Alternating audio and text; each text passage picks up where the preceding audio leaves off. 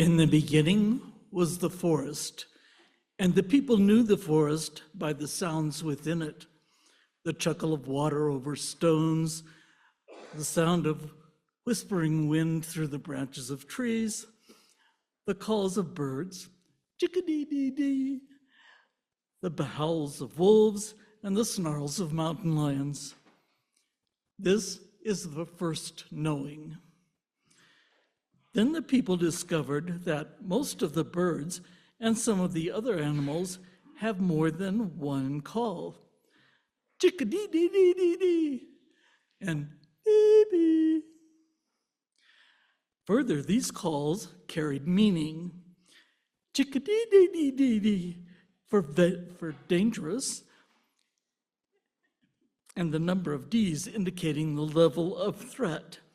And dee-dee, well, it sounds like the intonation is all clear, but it's a mating call, so it's perhaps let's play. These calls were, in effect, a very primitive language, and the people knew the forest by the meanings of the calls. This is the second knowing. After listening to the calls of birds, in particular, in many parts of the forest, the people came to recognize that the same birds' calls had a dialect associated with the part of the forest where they lived. And the people learned these dialects and knew the forest by its various locations. This is the third knowing.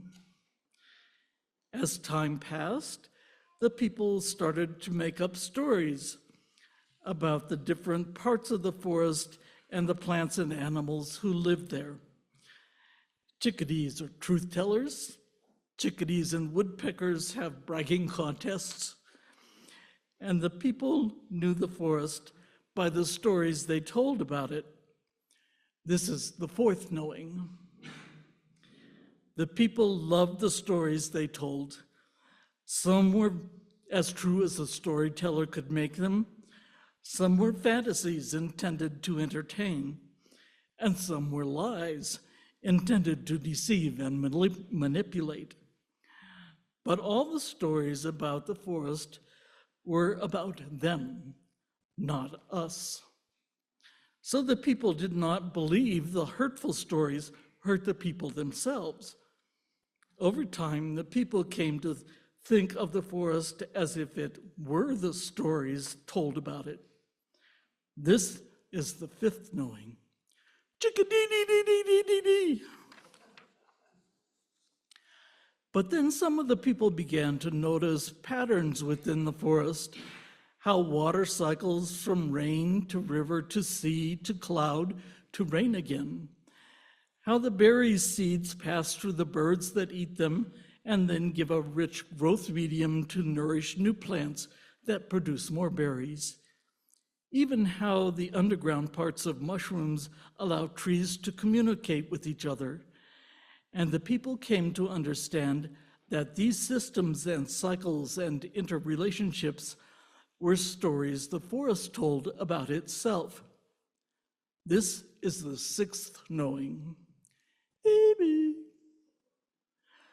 The more the people learn about the systems and cycles and interrelationships of the forest, the more they understand that the forest is not them, the forest is us. And the stories the people tell about the forest are part of the forest. Harm done to the forest is harm done to the people. And if the people work to be in harmony with the cycles and systems and interrelationships, the forest can be healthy and beautiful, a place to play and mate and raise a family. Still chickadee-dee-dee-dee at times, but also baby. This is the seventh knowing.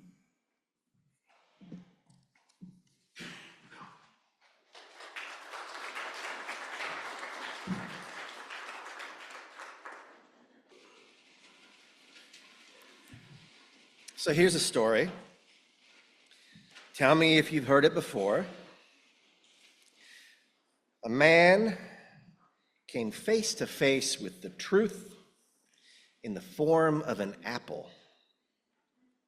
A curious fellow, he was fascinated by the natural scene around him and the apple tree near which he sat. And then came the fall, and everything changed. To be clear, it was the apple that fell and not the man. You see, our protagonist's name is Isaac Newton. And what changed everything was his assertion that an unseen but distinct and measurable and predictable force was causing the apple to fall to the ground. No longer did God keep the seas at bay. No longer did reality have a purpose. It had a mathematic. So be careful of apples, people. They keep the doctor away, sure, but as Adam first and then Isaac later can attest, they have a conspicuous and dramatic potential to destroy worldviews and realign identity. For that's no less than what gravity did. The discovery of gravity was an assault on the preceding paradigm. And like most assaults, this one had collateral damage. Much like Galileo and Darwin, Newton did not set out to kill Abraham's God. And yet there lies the Occidental deity amongst the rubble of antiquity. And some may say good riddance. Except next to him lay the corpse of free will. And it might come as a surprise that God and free will were in a relationship of such intimacy that they would both be felled by the same apple. It's certainly not without irony. To many of us, an omnipotent, omniscient God might be synonymous with predestination and the suppression of free will. And yet in the end, the paradigm that Newton and his kind ushered in eliminated the possibility of either. So here's the forensics. The way Newton described gravity set us on a trajectory of cause and effect, where every event has a material cause, identifiable, measurable cause, and every effect, theoretically, can be predicted by taking these causes into account. And this view, of course, became dogma in physics, biology, and psychology for a long time. It's a notion of reality where our predictive accuracy is limited only by the amount and accuracy of the information we possess. So the metaphor is billiard balls. One strikes another, strikes another. Or a machine. And it is a powerful story. Cause and effect took humanity to the moon. However, our personalities and decision-making methods were reduced to a definite, if difficult to figure, mixture of DNA, biological secretions, and socialization that is purely mechanistic. So what originally got me thinking about this was the Buddhist concept of dependent origination or mutual causation. Sometimes you will hear Buddhists say, because of this, then that. Because this is, that is. And in Sanskrit, the word for mutual causation is pratitya samutpada. Pratitya samutpada. And the idea is that every being is contingent on every other being, that reality arises in an infinite, interdependent web of causation, that nothing in the universe exists without everything else in the universe. And that actually made sense to me. Pratitya samutpara. It occurred to me that this interdependent web thing sounds kind of familiar, right? It's right there in our values, interdependence. In fact, interdependence is attested to in everything from Buddhism to deep ecology to physics. It's the butterfly effect, where the flapping of a butterfly's wings in Botswana has some consequence eventually in Siberia. But cause, effect.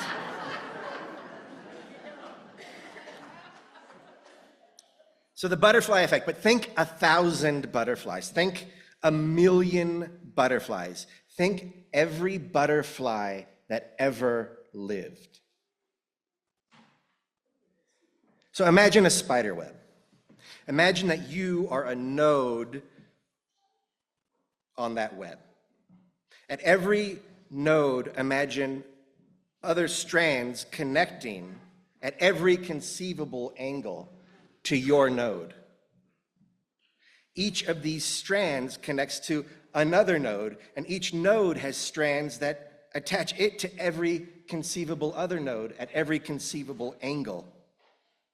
And this tightly compacted weave of interconnected web is as big as existence. Pratitya samutpara. If I move a node here, everything moves. If every event is mutually dependent, if it's all cause and effect, and every effect is another cause, well, what then of free will? Under the pressure from all of existence, is there room for it? So Newton and gravity and the billiard ball, cause and effect, present a significant challenge to free will. Buddhism and our own UU principles and values severely limit any notion of free agency. And it's beginning to feel like piling on, but contemporary science completely kicks it to the curb. If you recall back in October when we were talking about what happens when you die, and we referred to the neuroscientist David Eagleman's experimentally driven observation that awareness occurs milliseconds after events occur. And the word was post-dictive. You remember that word? You guys are going to get like vocabulary today. Pratit ya samutpara, post-dictive was the word. Now, instead of deconstructing time, which is what we were doing with the death reflection, today we're applying it to free will. If awareness is post-dictive, that means it occurs after we act, which in turn implies that what we think of as choices are really just justifications. And then, in one of my very favorite studies, a Yale psychology professor named John Barge sent one of his grad assistants into town, arms full of papers and a briefcase and pens and all sorts of stuff, including a cup of coffee. And the grad assistant would then administer a survey to random passersby, and the survey described a person named Joe and included a photograph of Joe and concluded with something like, "Do you like Joe?" Now, sometimes near the beginning of this encounter, the grad assistant would shift their too many things that they were holding, and this was a pretense, and they would ask the survey participant to hold the cup of coffee for just a second while they gathered themselves together. Very casually done. The trick is that some people were given hot coffee, and others were given cold coffee.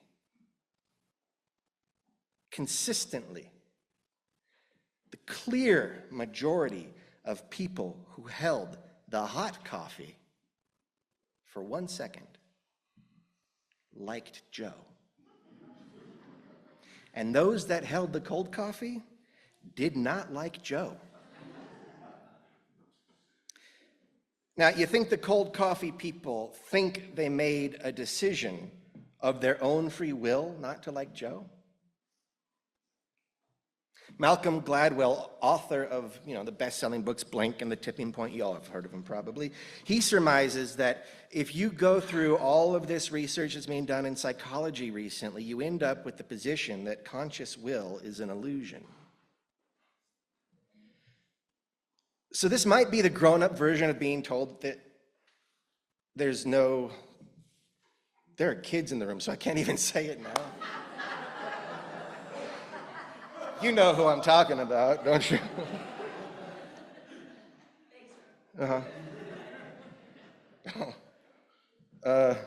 Yeah, so it's a bummer. Or rather, is it a puzzle? So the curious thing about puzzles is that they often carry a lesson in their solution. A lesson and a solution that remain elusive unless we allow them to shift our perspective. And then we get the lesson and the solution. So it's harder to find your way out of a maze when you're in the maze than when you're above the maze. And it reminds me of a time when I was trying to teach this precocious little kid some really big words. So Spencer was like 4 or 5 or some small number of years old. And I was trying to teach him the word pratitya samutpada. So he could go to daycare or whatever he went to on Monday and blow his teacher's mind. That is my idea of fun. We did not have much luck teaching young Spencer this word. So I asked Spencer, what was the biggest word that he knew? I mean, what's the biggest word that you all know? It was a rhetorical question, but thank you.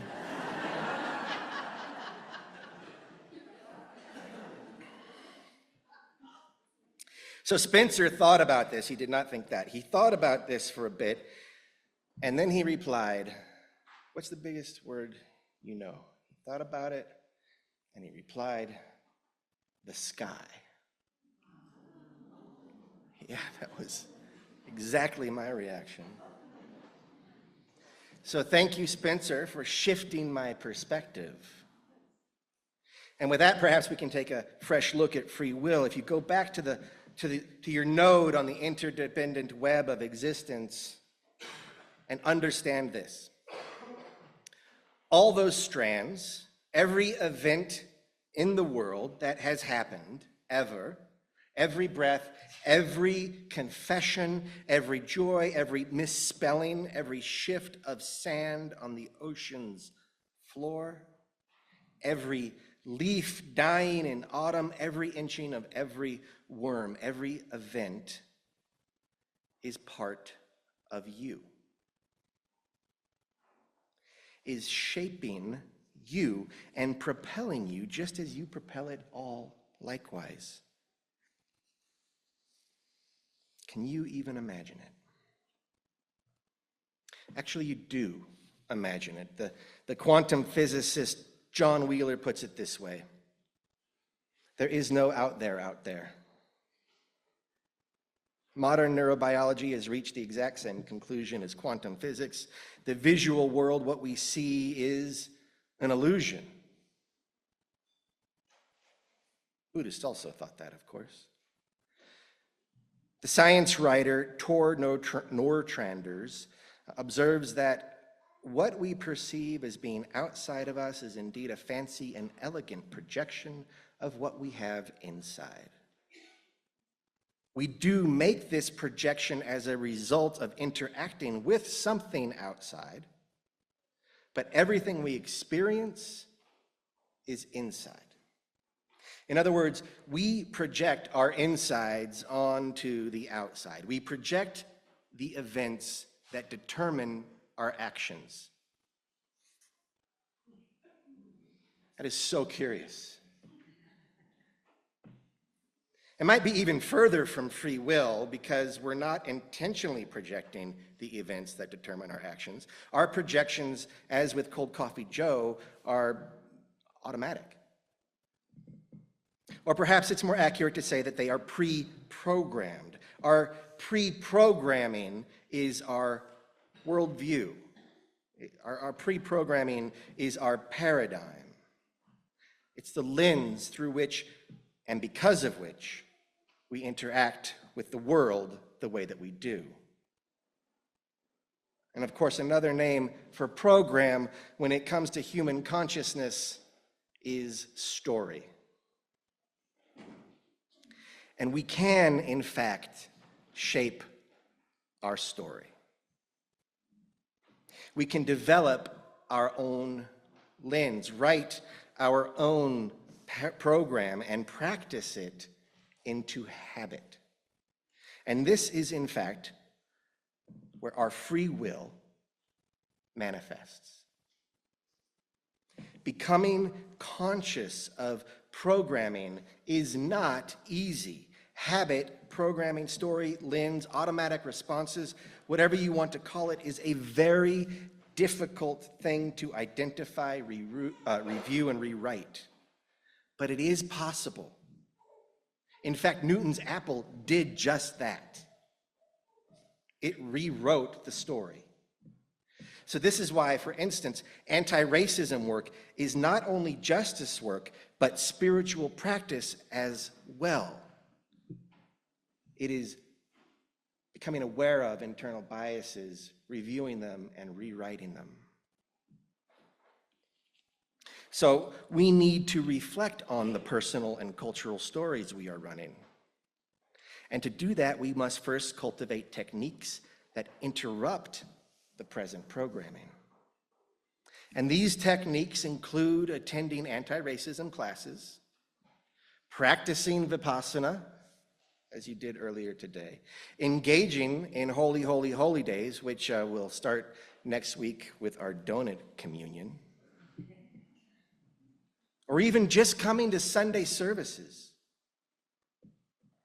Once interrupted, we can evaluate what the current story is compelling us to do, where it is found wanting, and judging by the state of things, it is massively wanting.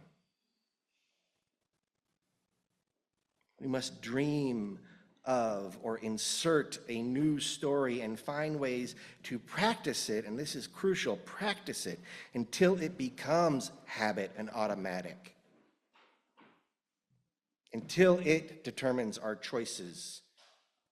So our freedom then manifests in writing our story, which is to say that in a church perspective, our freedom lies in our faith. And more specifically, through practicing our faith. For faith is nothing more than the intentional cultivation of a story. Faith is the intentional cultivation of a story. Faith is a lens that renders reality. Faith is the function of a paradigm. Faith is the function of a paradigm. So what is our faith? Our faith claims that existence is interdependent and that everyone is inherently holy.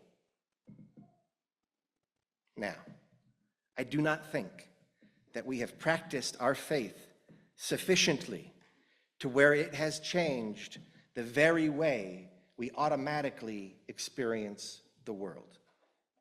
I do not think that we have done that. But we are new to the practice. And it takes a lot of practice. It's not like flipping a switch. It takes even more practice when it is counter to the broader culture's programming. It takes, among other things, a church. This is where and how we practice the new story. And this is why sometimes I call Sunday services practice. The ecology in which you currently sit and participate is meant to help us habituate our values until they become the very lens through which we experience the world. So today is a good day because you are here in the seed of a new story.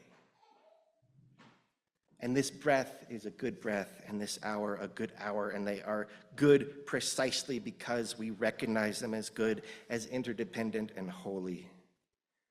We praise them and are grateful. Now go and show that apple who's boss.